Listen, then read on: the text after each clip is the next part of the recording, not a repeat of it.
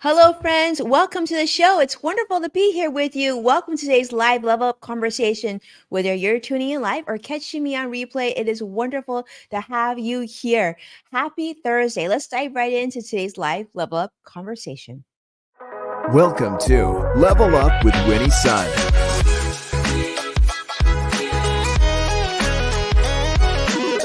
Market update. Speed round. Award-winning financial pro. And now, get ready. I present to you Level Up with Winnie Sun.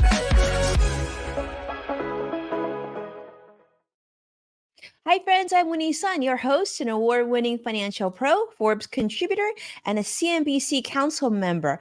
I am thrilled to be here streaming live. We're on several different social media platforms. So, wherever you're joining me from, thank you so much for making the time. Say hello, come by and introduce yourself. We have a lot of wonderful folks joining us. I see from many of the different platforms. But before we jump in, let's talk about how the market is doing. It hasn't closed yet, and you're going to want to hear this news because we have some positivity across the board, and not just positive, but some really high numbers. In fact, the Dow is close to it's up 489 points today. It's been doing very well throughout the day, and the Nasdaq is over 200 points at 219 currently, and the S&P 500 also up 73 points. Now, you might be wondering why the market's doing so well today. Part of that stems from yesterday. You may have seen stocks continue to gain as treasury yields have fallen, signaling that many investors, like yourself, myself included, have expectations that the Federal Reserve not only may be pausing on rate hikes for 2023, but investors are also hoping that things will get a little bit better, and perhaps even sooner rather than later, those rate hikes will start to go the opposite direction as well. We're seeing economic data coming out showing that inflation, although still a problem, is starting to look a little bit better. And also, part of that is because of the slowing labor market.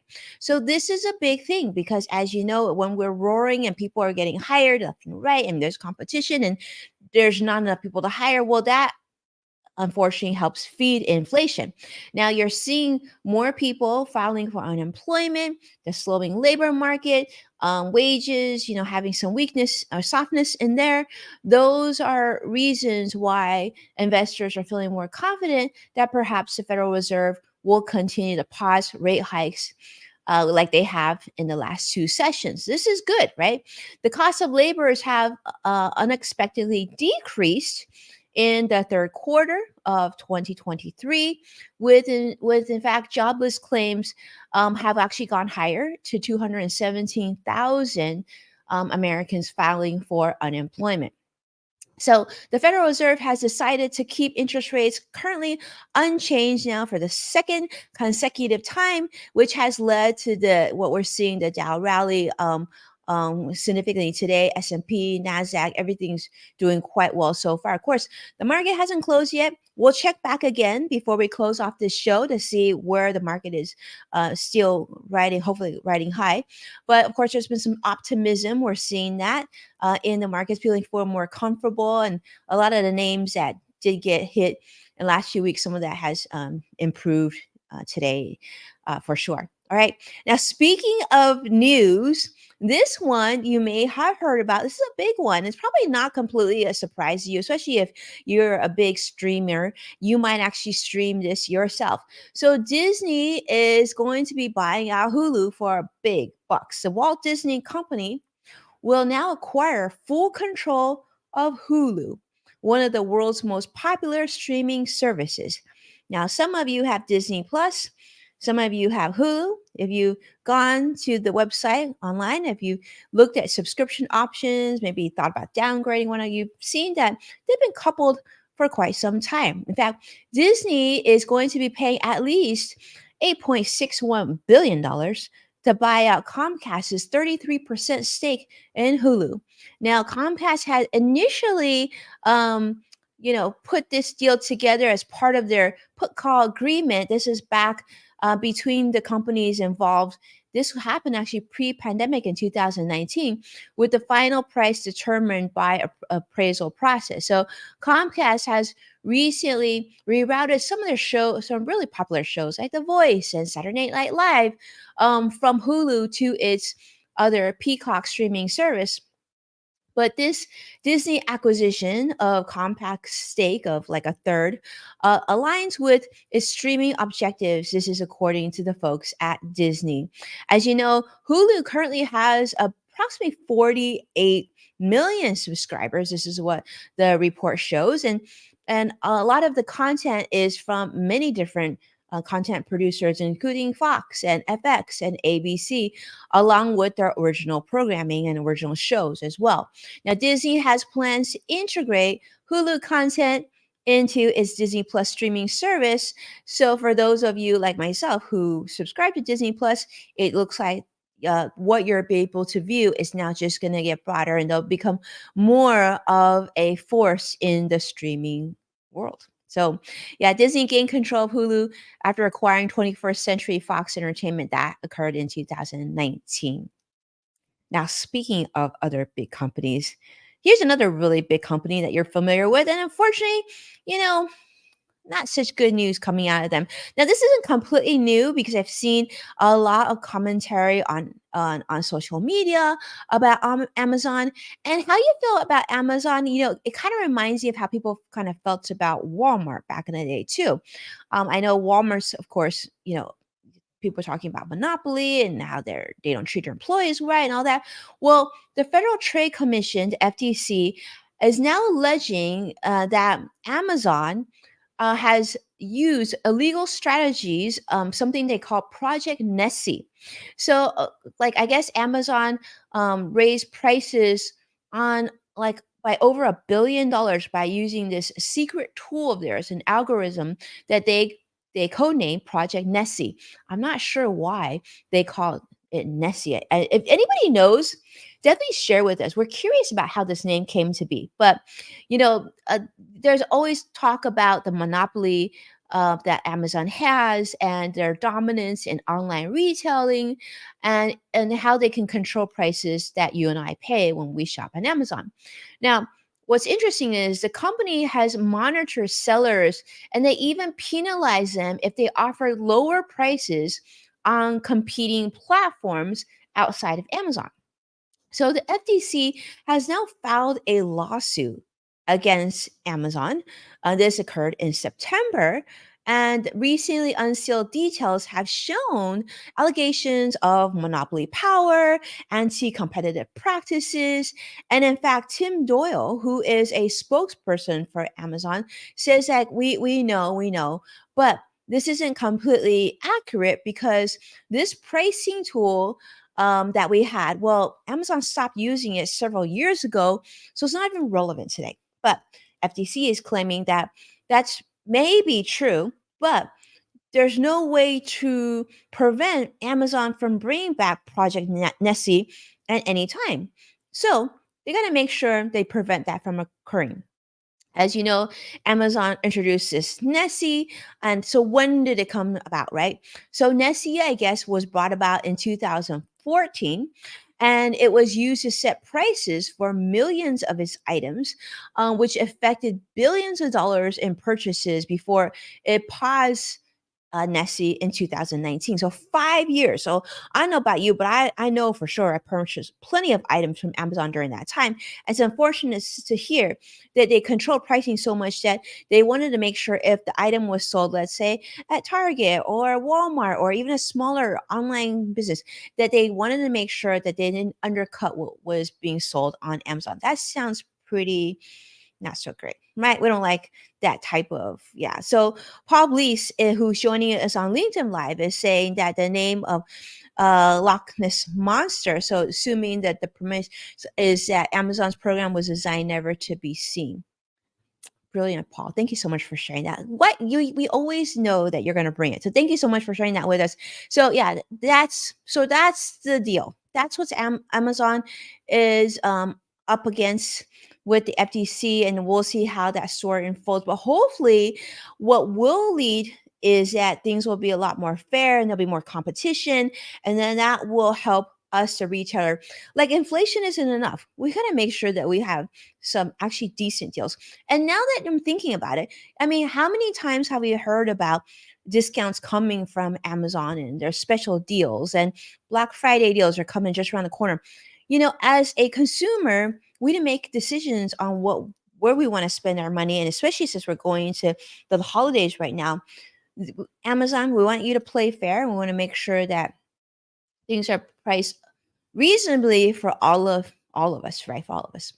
All right. Speaking of things that'll impact many of us, maybe not all of us, but many of us, the 2024 retirement plan contribution limits have been announced by the trusty IRS. Now, the IRS has released these numbers. This is for your 2024 contribution limits for various retirement accounts. Now, you really want to pay attention to this. And why is that? Because January is just around the corner. And I know we're going into the shopping seasons of the holidays here, Thanksgiving, then we're going right into the December holidays. Well, you might be wondering how much you're going to spend this holidays. In fact, I've been reading a lot of reports, consumer reports saying that this year consumers are going to spend at an all-time high. Well, before you do that, I want to make sure that you save some money and earmark that for yourself. Now, the IRS contribution limits to IRAs, this includes the traditional IRA as well as the Roth IRA, has increased for 2024 to $7,000. Now, that compares to $6,500 where we currently are in 2023. Additionally, if you're over the age of 50, you actually get a catch up contribution in the realm of $7,500 to your IRA or your Roth IRA. Now, on the area of your 401k, that has also changed. In 2024, you're going to be able to contribute $23,000, which is also up from $22,500 this year. So another $500 there as well. These contribution limits are going to apply to your 401k, your 403b, if you have that, your 457, thrift savings plans. So basically, you're going to be able to stock away more for your retirement next year, starting in January. So if I were you, or if you want to take my advice on this, I would recommend not spending too much this holiday season. Don't spend too much this holiday season. Save a little bit so that you have something to contribute in January of 2024. And the reason why I want you to contribute in January is because then you have the entire year for the potential of growth and compounded interest and all that beautiful for your future retirement. So catch up contributions for IRAs will stay at $1,000. But here's another good thing. Now, if you've been watching this show, you know that I am a big fan of the Roth IRA.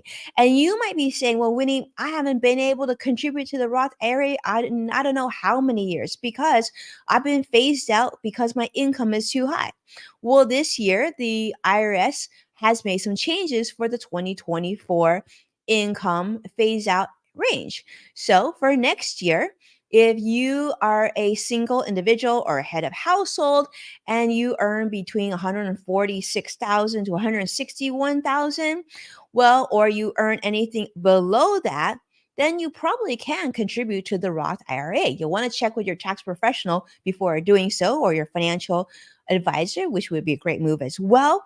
And so, it's in that realm. So in 2024, it basically your numbers rise from 138,000 to 153,000 and now, all the way up to, well, 161,000. So if you make less than that, you can probably go directly into a Roth. Now, if you're married, filed jointly, then that number has risen from 230,000 and 240,000 up from 218,000 to 228,000. So basically, if you make under 240,000 as a married couple, you're likely to be able to contribute to a Roth IRA next year as well for 2024, and your spouse as well. If you both work, great. You both can have Roth IRAs. If one of you works, the other one can take advantage of the spouse IRA or Roth IRA contribution as well. So this is all wonderful news. So remember, put away some money, save some money this holiday season so that you can contribute for your own retirement plan next year. All right. Next, and my final story is this. And I think this is a good one, especially if it may not be applicable to all of you, but for those of you who it is applicable for, I think it's important to listen to. And even if it doesn't apply to you, you want to think about the financial implications of this as it pertains to your tax dollars and your financial future as well, and how this could impact the things that you pay for on a day to day, even if it's not directly applicable to you.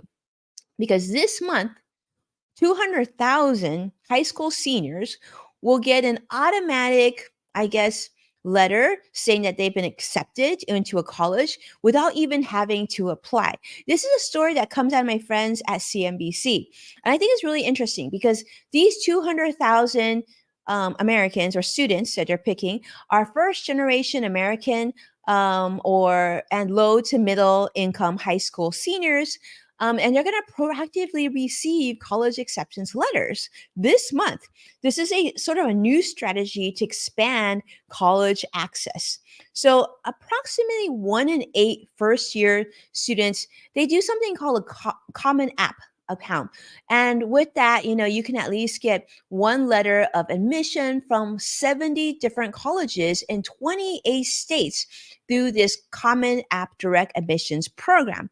This initiative is designed to sort of remove those barriers to get into college, get that college degree, and so that you'll have a better financial future for you and your family in the future.